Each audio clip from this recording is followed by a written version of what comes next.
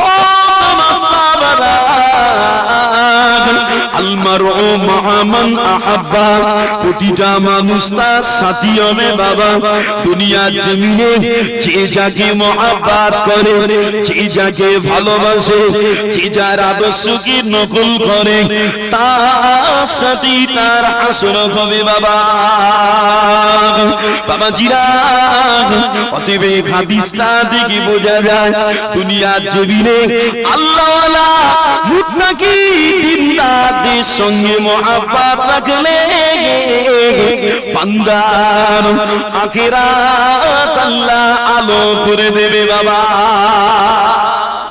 ও আমার ভাইজানেরা, আল্লাহর নবী তার নবী আমার, তাই তো আল্লাহর নবী সাহাবা হযরত রাসিন রাদিয়াল্লাহু আনহু ওই রাসিন হুজুরকে ডেকে আল্লাহর নবী বলেছিলেন, ও বাবা রাসিন, আমি আল্লাহর নবী তোমাকে দিনের কিছু নীতিমালা বলে দেব বাবা, যেগুলো আমল করলে তোমার আখিরাত আল্লাহ আলো করবে বাবা।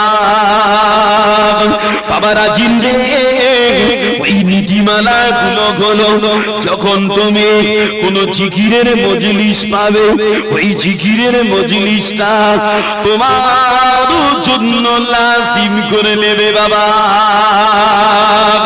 ও বাবা রাজিন, দুনিয়া পৃথিবী জমিনে যখন তুমি একা থাকবে, তখন যত বেশি সম্ভব তোমার জবানটা আল্লাহর জিকিরে লড়াতে থাকবে বাবা। আর যার সঙ্গে বন্ধুত্ব করবে আল্লাহ তাআলার জন্য করবে বাবা, যার সঙ্গে শত্রুতা করবে আল্লাহ তাআলার জন্য করবে বাবা। যদি এটা করতে পারো, আমি আল্লাহর নবী জানিয়ে দিলাম তোমার দুনিয়া আখিরাত আলো হবে বাবা। আমার ভাইজানেরা, এই হাদিস শরীফের ভিতরে আল্লাহর নবী একটা কথা বলেছে, বাবা রাজিন রে, তুমি যখন একা থাকবে তখন যত বেশি সম্ভব তোমার জবানটা আল্লাহ জিকিরে লড়াবে। কেন বলে আল্লাহর নবী এই কথাটা কেন বলে?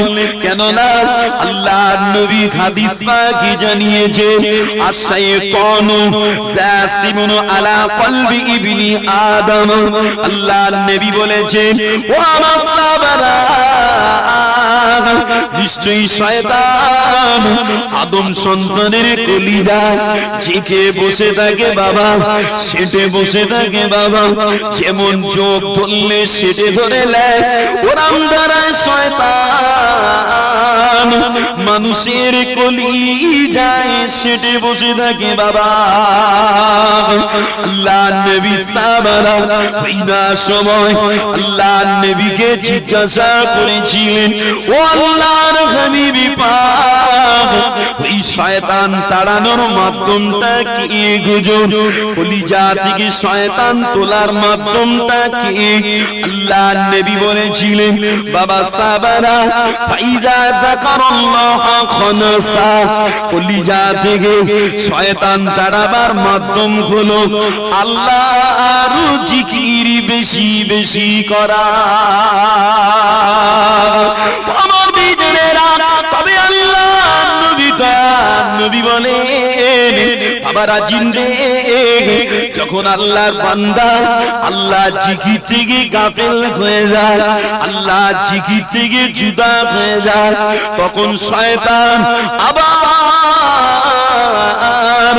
বান্দার কলিজায় ধোঁকা দেওয়ার সুযোগ নেয়। যে আল্লাহ জিকির করলে শয়তান থেকে বাঁচা যায়, তবে আল্লাহ জিকির বন্ধ হলে শয়তান সুযোগ খুঁজে ওকে আবার ধোঁকায় ফেলায়। ও আমার ভাইজানেরা, আল্লাহর নবী দয়ার নবী এই হাদিস পাকে বললেন, লা তুকসিরুল কালামি বিগাইরি যিকিরিল্লাহ। বাবা সাহাবারা, আল্লাহর জিকির ছাড়া বেশি কথা তোমরা বলো না বাবা। কেন না, ফাইন কাসরাতাল কালামি বিগাইরি যিকিরিল্লাহি কাসাতুল লিল কলব। আল্লাহ জিকির ছাড়া বেশি কথা বান্দার কলিজাটা শক্ত করে দেয়। আর শক্ত কলিজার মানুষেরা আল্লাহর রহমত থেকে অনেক দূরে বাবা। যে আমার নবী বলছে দুনিয়া আখিরাতে কামিয়াবি পেতে গেলে জিকিরের মজলিস পেলে বসতে হবে, একা থাকলে জিকির করতে হবে, আর কারোর সঙ্গে বন্ধুত্ব করলে আল্লাহর জন্য করতে হবে, শত্রুতা করলে আল্লাহর জন্য করতে হবে, তাহলে আখিরাত পাওয়া যাবে বাবা। আর দুনিয়ার জমিনে কলিজায় জিকিরের হাল আনতে গেলেই বেলাত প্রাপ্ত ওলির সোহবতে একটু উঠা বসা করতে হবে। কেন? আসেন আলোচনা করি, বুঝতে পারবেন।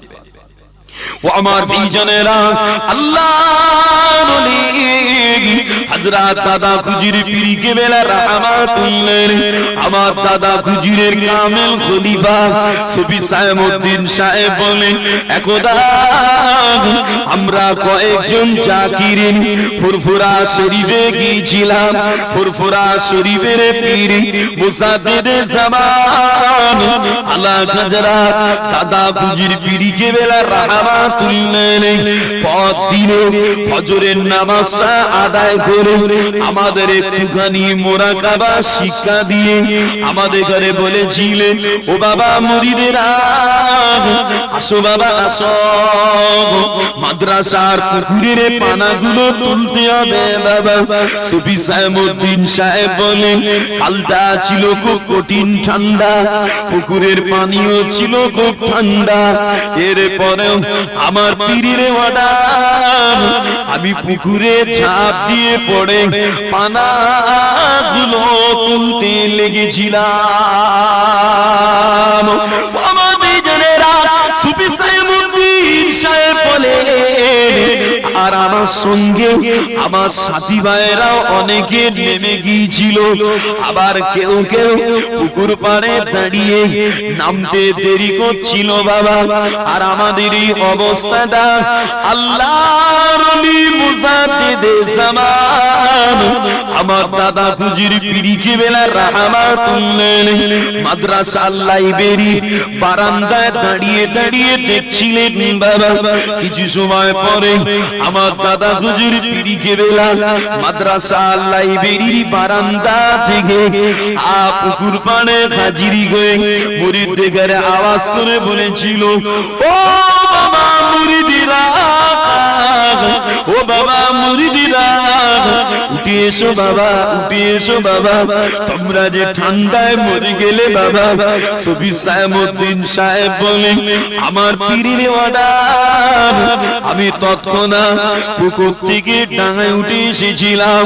আমার দুইজনেরা সুফি সাইমউদ্দিন সাহেব বলেন, আমি পুকুর থেকে ডাঙায় উঠে এসেছিলাম, ওই সময় দেখতে পাই আমার গোটা শরীর দিয়ে আল্লাহর জিকির শুরু হয়েছে বাবা। আমার বিজনেরা সুফি সাইমউদ্দিন সাহেব বলে, এত দীর্ঘকাল চেষ্টা করে যে ভাব আমার ভিতরে দেখতে পাওয়া যায় না, সামান্য পীরের অর্ডার পালনে, সামান্য পীরের আদেশ পালনে ওই ভাব আল্লাহ পাক আমার ভিতরে জারি করে দিয়েছে বাবা। বাবাজিরা, আল্লাহ আমার দাদা হুজুর পীর কেবলাকে আমাদের জন্য এমন এক নেয়ামত পালা করেছিলেন বাবা। আমার দাদা হুজুরকে দেখলে কলিজার ময়লা দূর হয়ে গিয়ে অন্তরে আল্লাহ রাসূলের মহব্বত তৈরি হয়ে যেত বাবা। দুনিয়া পৃথিবীর জমিনে কলিজায় জিকিরের হাল, জবানে জিকিরের হাল আনতে গেলে ফরজ, ওয়াজিব, সুন্নাত, মুস্তাহাবের গুরুত্ব দিতে হবে বাবা।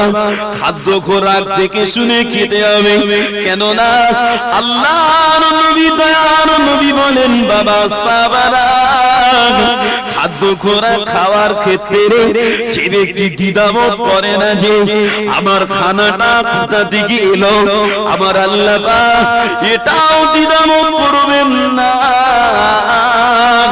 জাহান্নামের কোন দরজা দিয়ে ওকে জাহান্নামে দেব। যে কলিজায় জিকিরের হাল আনতে গেলেই ফরজ, ওয়াজিব, সুন্নাতের গুরুত্ব দিতে হবে, আর খানা একটু দেখে শুনে খেতে হবে, কেননা খাদ্য খোরাক কেমন এক জিনিস, খাদ্য খোরাক খাওয়ার ক্ষেত্রে যারা দ্বিধাবোধ করে না যে এটা হালাল না হারাম, কোথা থেকে এসেছে, আমার আল্লাহ তাদের জাহান্নামে দিতে এটাও দ্বিধাবোধ করবেন না যে কোন গেট দিয়ে ওদের জাহান্নামে ফেলবো। বাবাজিরা বড় কষ্ট লাগে, সমাজ থেকে জিকিরের মজলিস তেমনি অনেক উঠেই গেছে, আর যদিও বা আংশিক কিছু আছে জিকিরও করছে, নামাজও মোটে পড়ে না। এটা মাসে না না বল সপ্তাহে কি মাসে একদিন জিকিরের মজলিস হয়, খুব বড় সড়ো করে যায়, গিয়ে জিকির করে। বাপ, নামাজ ছাড়া জিকির করে কোনো লাভ হবে? কথা বলে না। নামাজ তো ফরজ, আল্লাহর জিকির করা ফরজ, তবে যতটুকু জিকির করা ফরজ তার অতিরিক্ত জিকির করাটা নফলে যাবে, কিন্তু আপনি ফরজ ইবাদত ছেড়ে দিয়ে নফল জিকির করলে তো আপনি আল্লাহ পাবেন না। যে ফরজ ইবাদত ছেড়ে দিয়ে নফল জিকির করলে তো আল্লাহ পাবেন না। বাবাজিরা বড় কষ্ট লাগে, সমাজের মানুষ জলসা দেবে, জলসায় বলে 2000-5000 খরচ করে দেবো, তাতে অসুবিধা নেই, কিন্তু নামাজ পড়তে বললে ব্যথা, শরিয়াত অনুযায়ী চলতে বললে ব্যথা। কেন? মনে করে যে আমি জলসা দিলে আমরা নাজাত চলে যাব, কিন্তু নামাজ ছেড়ে জলসা কমিটি হয়ে লাভ হবে না, লাভ হবে না। যে বাবাজিরা চেষ্টা চালান, নামাজ পড়তে হবে, নামাজ আল্লাহর ফরজ হুকুম, ঈমানের পরেই নামাজের কথা বলা হয়েছে, ঈমান আনার পরেই নামাজের কথা বলা হয়েছে। আল্লাহ আমাকে আপনাকে হেফাজত করেন। তবে যে কথা বলছিলাম, কলিজায় জিকিরের হাল আনতে গেলে বেলাল প্রাপ্ত ওলির কাছে একটু থাকতে হবে। বলবেন কেন? একটু বুঝাবো। গ্রাম থেকে অনেক মানুষ হজ পাকে যায় না, ইশকে নবী কে গো ऐसी लगन रोता रफ्ती रहे दिल में चलता रहे जिंदगी का मजा है कि घर सांसों से जिंदगी का मजा है कि घर सांसों से या मोहम्मद मोहम्मद निकलता रहे अल्लाह हुम्मा मोहब्बत करे सल्ली अला। এক পাশে বসছেন কেন? মিডিলটায় আসেন না, সামনেটা একটু ভরো। আল্লাহুম্মা সাল্লি আলা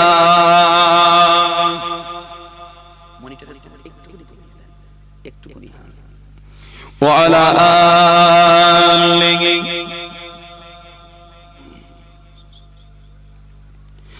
আমার মনটা শুধু চাই পাখির মতো উড়ে উড়ে মদিনাতে যায়।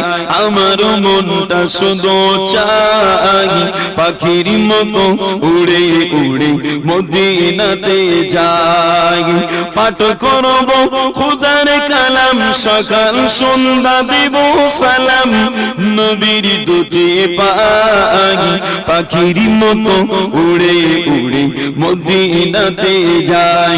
আমার মনটা শুধু চাই পাখির মতো উড়ে উড়ে মদিনাতে যায়। নবীর বাড়ি আমার বাড়ি থাকলে পাশাপাশি রওজাখানি দেখতাম আমি প্রতি দিবানিশি। নবীর বাড়ি আমার বাড়ি থাকলে পাশাপাশি রওজাখানি দেখতাম আমি প্রতি দিবানিশি। নিশে বাড়ি আমার ভারতবর্ষে ঘুরি আমি পাগল বেশে আমার আঙিনায় পাখির মতো উড়ে উড়ে মদিনাতে যায় আমার মনটা শুধু চাই পাখির মতো উড়ে উড়ে মদিনাতে যায় পাঠ করব খোদার কালাম সকাল সন্ধ্যা দিব সালাম নবীর দুটি পাই পাখির মতো উড়ে উড়ে মদিনাতে যায় কত জনে আসে যায় কত জনে দিদার পায় আমি অদম খেয়ে পেলাম ভাবি বসে নিরালায় ও গো নবী দাও না দেখা কাঁদি আমি একা একা ও গো নবী দাও না দেখা কাঁদি আমি একা একা তোমারি আশায় পাখির মতো উড়ে উড়ে মদিনাতে যায় আমার মনটা শুধু চাই পাখির মতো উড়ে উড়ে মদিনাতে যায় আল্লাহুম্মা সাল্লি আলা সাইয়্যিদিনা ওয়া আলা আলিহি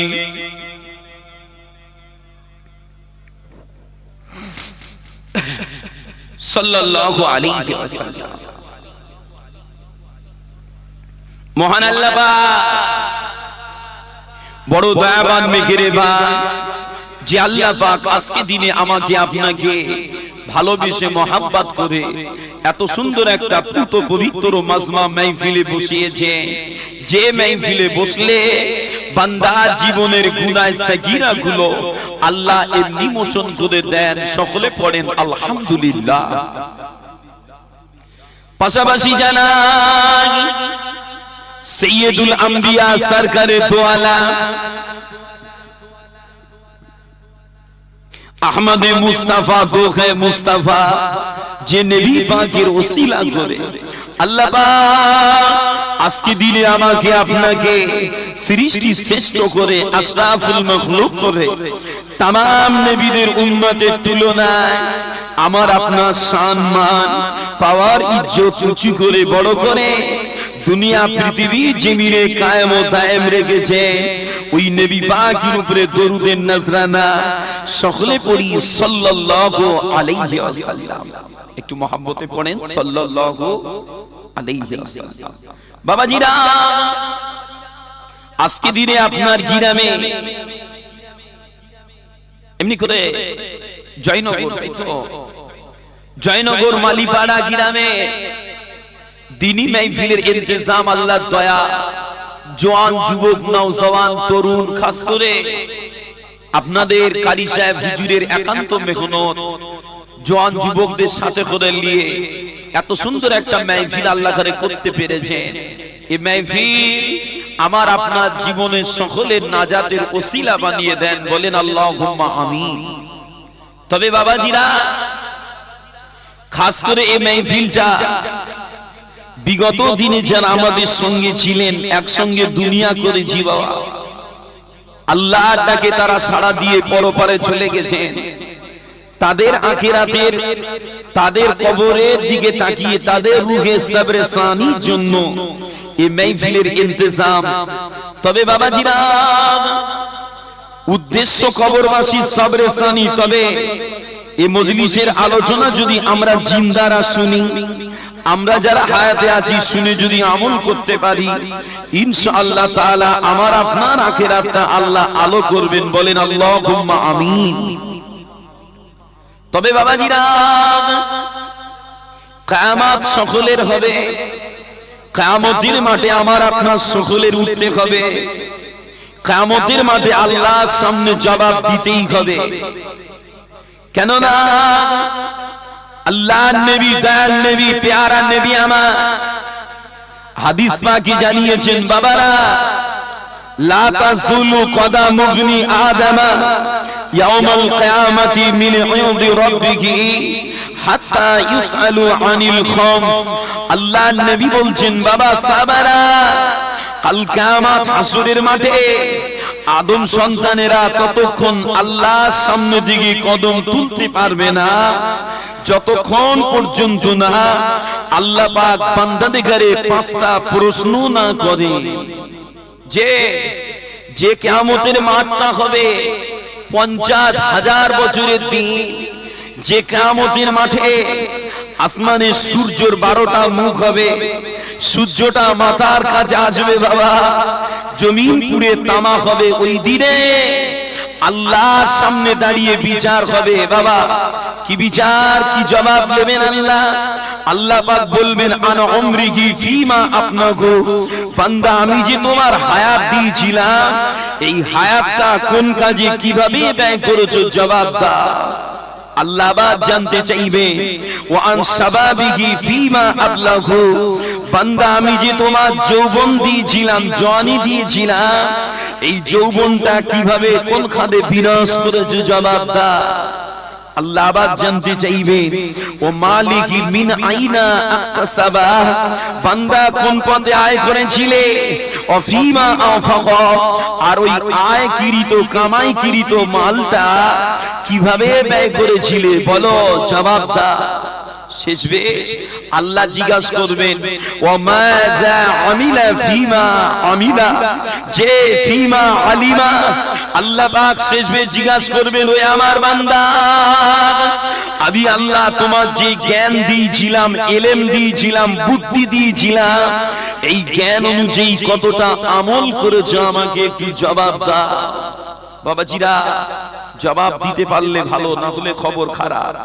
তবে আল্লাহর নবী, দয়ার নবী, প্যারা নবী আমার হাদিস পাকের ভিতরে বললেন, বাবা সাহাবারা, লাইসা আহাদুন ইউহাসাবু ইয়াউমাল কিয়ামাতি ইল্লা হালাকা। বাবা সাহাবা, ওই কিয়ামতের মাঠে, কিয়ামতের দিনে আল্লাহ যার হিসাব নিতে চাইবে, হিসাবটা লেবেন মনে করবে, ওরাম বান্দা কিন্তু ধ্বংসে পড়ে যাবে। কেন না, হিসাব দেওয়ার ক্ষমতা, জবাব দেওয়ার ক্ষমতা আমার আপনার কারণে একমাত্র আল্লাহ দয়া, আল্লাহর রহমত ছাড়া কেউ সেদিন পার পাবো না। পাবো কি? পাবো না। তবে বাবাজিরা, ওই কিয়ামতের দিনে হাসরের ময়দানে বিচার আলাদা, কিছু মানুষের হিসাব সহজ হবে, যাদের ব্যাপারে আল্লাহ কোরআনে বললেন, আল্লাহর কোরআন পারা নম্বর 26 সূরা আহকাফের 15 নম্বর আয়াতের ভিতরে আল্লাহ জানিয়েছে, দুনিয়ার জীবনে যারা পিতামাতার খেদমত করে, সন্তানাদি ভালোভাবে মানুষ করে, আর আল্লাহর আইন পালনে দিল মন নরম করে চলে, এদের ব্যাপারে আল্লাহ বলছেন, উলাইকাল্লাযীনা নাতাকাব্বালু আনহুম আহসানা মা আমিলু। আল্লাহ বলে, এরাম বান্দারা খুঁটিনাটি যা ইবাদত করে, আমার আল্লাহ ওদের ইবাদত গুলো কবুল করলে বেল, আর ওয়া নাতাজাওয়াজু আন সাইয়্যাতিহি, আর ওই বান্দাদের চলার পথের ভুলগুলো আল্লাহ ক্ষমা করবেন। বলি সুবহানাল্লাহ। পিতামাতার খেদমত যারা করে, সন্তানাদি ভালোভাবে মানুষ করে, আর আল্লাহর আইন পালনে দিল মন নরম করে চলে, এরাম বান্দাদের ইবাদত তো আল্লাহ কবুল করবেনই, পাশাপাশি খুঁটিনাটি ত্রুটি ভুল ওদের চাওয়া তওবায় আল্লাহ ক্ষমা করে ওদের জান্নাতে দেবেন। বলেন সুবহানাল্লাহ। এরাম বান্দাদের হিসাব কিন্তু আল্লাহ সেদিন সহজ করবেন। তবে বাবাজিরা, দুনিয়া পৃথিবীর জমিনে দিল মন নরম করে চলতে গেলে আল্লাহর আইন অনুযায়ী চলতে হবে। কেননা আমার নবী পাকের কথা মেনে চলতে হবে। কেননা আল্লাহ পাক কোরআন পাকে বললেন, আল্লাহর কোরআন পারা নম্বর 28 সূরা হাসরের 7 নম্বর আয়াত, আল্লাহ বলছে, মা আতাকুমুর রাসূল ফাখুযুহু ওয়া মা নাহাকুম আনহু ফাতাহু। আল্লাহ পাক বললেন, ওই আমার বান্দারা, দুনিয়ায় আমার রাসূলে পাক তোমাদের যে আদেশ করে ওটা করো, ওটা মেনে নাও, আর আমার রাসূলে পাক তোমাদের যেটা ছেড়ে দিতে বলে ওটা তোমরা ছেড়ে দাও। যে রাসূলে পাক আমাদের কি করতে বলে? শুধু কি নামাজ, শুধু কি রোজা, শুধু কি হজ? না না না, আমার রাসূলে পাক নামাজ নিয়ে আসার আগে আরবের জমিনের মানুষগুলোকে মানুষের আখলাকিত করতে পেরেছে, তাদের ভিতরে মানুষের ব্যবহারটাকে ঢুকিয়েছে, তবে ওই মানুষের উপরে আল্লাহ নামাজ দিয়েছে, দিনের নামাজ শুরু করেছে, তার আগে নয়। বাবা, নামাজ কিন্তু মানুষের জন্য, মাথায় রাখবেন, কোন গরুর জন্য নামাজ ফরজ নয়, কোন ভেড়া ছাগল উট দুম্বা জন্তু জানোয়ারের জন্য নামাজ ফরজ নয়, নামাজ মানুষের জন্য। তবে আফসোসের বিষয়, আজকে মানুষ আমরা সব চোখে দেখছি, কিন্তু কাজ কর্ম ভাবধারা দেখলে জন্তু জানোয়ার হেরে যাবে। কি ঠিক না ভুল বলছি? কাজ কারবার ভাবধারা দেখলে জন্তু জানোয়ার হেরে যাবে। ওই জন্য তো আমরা নামাজ পড়তে পারি না। কেন? আমরা দেখতে মানুষের মতন, কিন্তু আমাদের আখলাকে মানুষের ভাবধারা চলে গেছে। বাবা, আংশিক কিছু মানুষ আছে ভালো। বাবাজিরা আসে, আমার রাসূল পাক আমাকে আপনাকে কেমন ভাবে খেতে বলেন, কেমন পোশাক পরতে বলেন, কেমন ভাবে মানুষের সঙ্গে মুআমালাত করতে বলেন, আলোচনা করি। কেন রাসূলের কথা মেনে চলতে হবে? আগে পোশাকটা ব্যাপারে একটু আলোচনা করব, জামা কাপড়ের ব্যাপারে। কেননা বর্তমান সময় মুসলমানের ছেলেদের দেখলে চেনা যায় না এই মুসলমানের বাচ্চা না কোনো ঘোষের ঘরের বাচ্চা, যে এমন পোশাক আশাক পরতে শিখেছে ছেলেরা। আল্লাহর নবী হাদিস পাকে বললেন, বাবা সাহাবারা ইলবাসু সিয়াবুল বাইয়্যা, বাবা তোমরা সাদা কাপড় পরিধান করো। কেন না? ফাইন্নাহা আতহারু ওয়া আতয়াবু। আল্লাহর নবী বললেন, বাবা সাহাবারা সাদা কাপড় পবিত্রতা অর্জনের জন্য উত্তম, ভালো, আর সাদা পোশাক পরলে দেখতেও ভালো দেখায়। যে সাদা পোশাক এমন একটা পোশাক একবার দুবার তিনবার এর বেশি পরা যায় না। কেন? হালকা ময়লা লাগলে বোঝা যায়, আর হালকা ময়লা লাগলে বোঝা যাওয়ার কারণে অজানা নাপাকি থেকে সাদা কাপড় পরলে বেঁচে থাকা যায়। আল্লাহর নবী তাই বলছেন, ওয়াকাফিনু ফিহা মাউতাকুম, এমন কি তোমাদের মৃতদের ঘরেও সাদা কাপড়ে কাফন দেবে। বাবা, তবে বাবাজিরা দুনিয়ার জমিনে কিছু মানুষ এমন আছে যাদের আওকাত কম, বিবিটা পরের মাঠে কাজ করে বেড়ায়, নিজের ছেলেগুলো পরের কোম্পানিতে কাজে দিয়ে রেখেছে, আর ভালো দামি পোশাক পরে কোটটাই পরে ভাই আমার মস্তানি দিয়ে বেড়াচ্ছে। এদের দিকে তাকিয়ে একটা হাদিস পড়ি।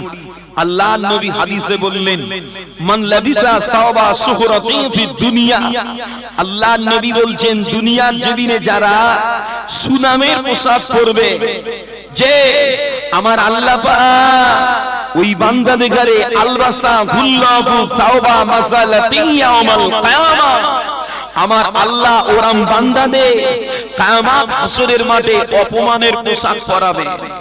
অপমানের পোশাক কি? সেটা না যে পোশাক পরলে মনে গর্ব হয়, অহংকার হয়, যে নিজেকে পদস্থ মনে হয়, এরম পোশাকের ব্যাপারে আমার নবী বলছেন সাবধান, এমন পোশাক পরি না যে পোশাক পরলে অহংকার পয়দা হয়। তবে দুনিয়ার জমিনে আওকাত অনুযায়ী পোশাক পরার দরকার। আসেন আলোচনা করলে বুঝতে পারবেন। ও আমার ভাইজানেরা, ও যুবকেরা, ও আল্লাহর নবীর দিওয়ানারা, আল্লাহর নবী দয়ার নবী প্যারা নবী আমার, একদা দেখতে পাই আল্লাহর নবীর কোন এক সাহাবা সাদা মাথা মামুলি ধরনের পোশাক পরে আল্লাহর নবীর সামনে হাজির হয়েছিলেন। বাবা, ওই না সময় আল্লাহর নবী সাহাবা হুজুরকে জিজ্ঞাসা করেছিলেন, ও বাবা সাহাবা, তোমার কি মাল সম্পদ আছে নাকি? বাবা সাহাবা হুজুর বলেন, হ্যাঁ ইয়া রাসূলুল্লাহ, আমার সব ধরনের মালামাল আছে। আল্লাহ পাক আমাকে উট, ঘোড়া, দুম্বা, মিসবাহ, গোলাম প্রভৃতি মাল আমায় দান দান করেছে গুজর। আল্লাহ নবী ওই সময় সাহাবা হুজুরকে বলেছিলেন, ও বাবা সাহাবা, আল্লাহ যখন তোমাকে মালামাল দিয়েছে, আল্লাহ পাক যখন তোমাকে নেয়ামত দিয়েছে, অতএব ওই নেয়ামতের আলামত তোমার ভিতরে লক্ষ্য পাওয়া উচিত বাবা, না হলে কৃপণতা প্রকাশ পাবে। আর কৃপণ ব্যক্তিদের আল্লাহ পাক ভালোবাসে না। আর এই কৃপণতা ভাবটা আসে শয়তানের তরফ থেকে বাবা। আল্লাহ নবী তাই বললেন, ও আমার সাহাবা, আল্লাহ যখন তোমাকে নেয়ামত দিয়েছে, অতএব এই নেয়ামতের নিদর্শন, ওই নেয়ামতের আলামত তোমার ভিতরে দেখতে পাওয়ার দরকার। যে আওকাত যখন আছে তোমার, তাহলে ভালো পোশাক পরো, না হলে কৃপণতা আসবে। ও আমার ভাইজানেরা, আর কৃপণ ব্যক্তিদের ব্যাপারে আল্লাহ পাক কোরআন পাকে জানিয়েছেন। আল্লাহর কোরআন পারা নম্বর 4 সূরা ইমরানের 180 নম্বর আয়াত, আল্লাহ পাক বললেন, ওয়ালা ইয়াহসাবান্নাল্লাযীনা ইয়াবখালুনা বিমা আতাহুমুল্লাহু মিন ফাদলিহি হুয়া খায়রুল লাহুম বাল হুয়া শাররুল লাহুম। আল্লাহ পাক জানিয়েছেন, ও আমার বান্দারা, দুনিয়া পৃথিবীর জমিনে আমার দোয়া নেয়ামত নিয়ে যারা কৃপণতা করে, তারা যেন ধারণা না করে এই কৃপণতা করাটা ভালো, বরং বাল হুয়া শাররুল লাহুম, বরং এই কৃপণতা করাটা তাদের জন্য বড়ই খারাপ বাবা।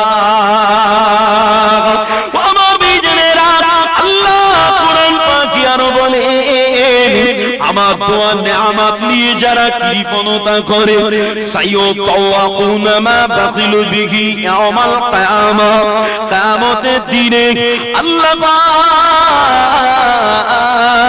ওই কৃত মাল দিয়ে, মাল দিয়ে কৃপণতা করা মাল দিয়ে বেড়ি বানিয়ে তাদের পেঁচিয়ে ধরবেন বাবা।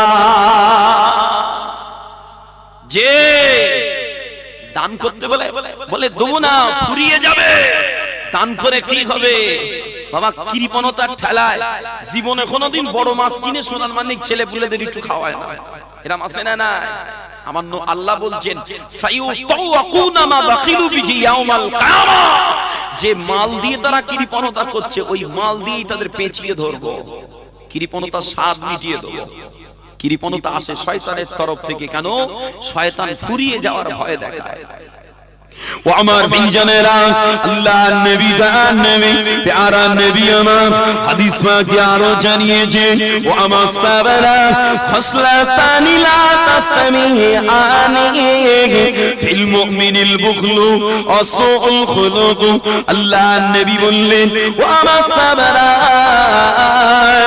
দুটো স্বভাব মুমিনের ভিতরে একত্রিত হতে পারে না বাবা। একটা হলো কৃপণতা, আর একটা হলো বদ স্বভাব বাবা।